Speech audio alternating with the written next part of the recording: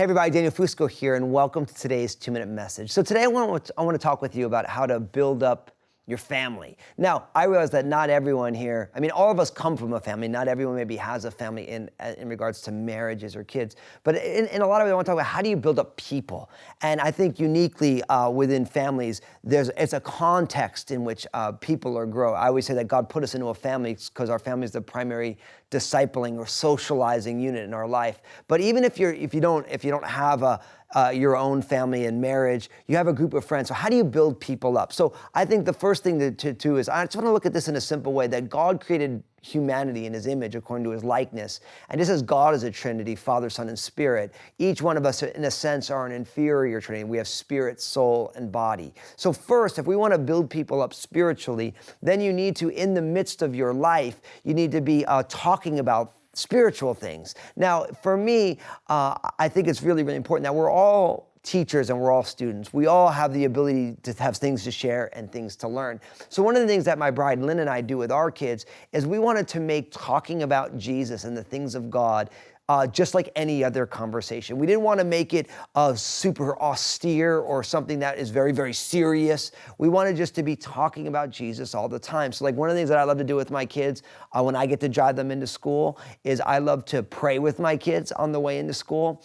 And of course, we love to put on the armor of God together. We make it really, really fun. Now that I have two older ones who are in middle school, it's not as much fun for them, but they join in because our youngest, Annabelle, at this point is in kindergarten. And Annabelle, it's all new for her. So the older kids are really helping Annabelle have fun with it. We put on the helmet of salvation and the breastplate of righteousness. We put on the belt of truth. And we do this whole big thing, and it's super fun and loud.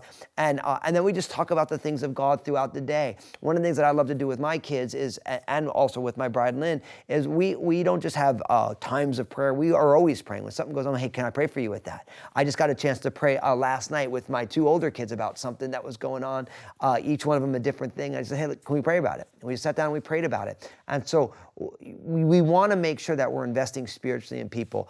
And if you're talking about your friends, do you ask your friends spiritual questions? Hey, how are you doing with this area of your life? Hey, what's going on in this thing? How are you walking through that situation? Where you ask the deeper questions. So I think commonly talking and being conversational about spiritual things, huge thing, and it's going to build people up spiritually. Now, if you think about someone's soul, this speaks about their will, their emotions, their mind.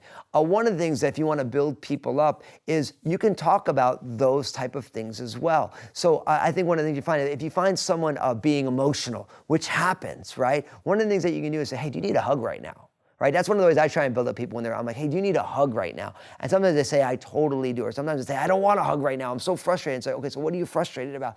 And just making yourself available through listening to be able to hear where someone's coming from, to acknowledge what they're feeling, to be able to help them process through what that is. That's a huge way to be able to build up somebody in the area of the soul. Another area, of course, is when people are struggling with things. When you join them in that process, say, listen, I'm willing to walk through this with you as you're growing in this area of your life, helping them to make good decisions of the will. That's a really, really powerful way to be able to build up people on the things of the soul. And then finally on the body, and this is simply this, we need to be a little bit more active in our life. So one of the things that we do is we try and encourage our kids to be active.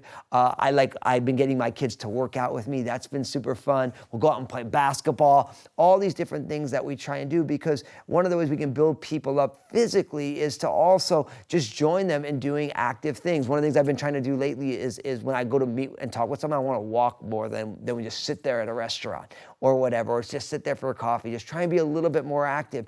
And each thing is an intentional thing that we do just to build somebody up. And I just want to encourage you to holistically build people up, spirit, soul, and body, joining people on that journey and saying each day we have a chance to either edify, build up, or tear down. So we're going to choose to edify.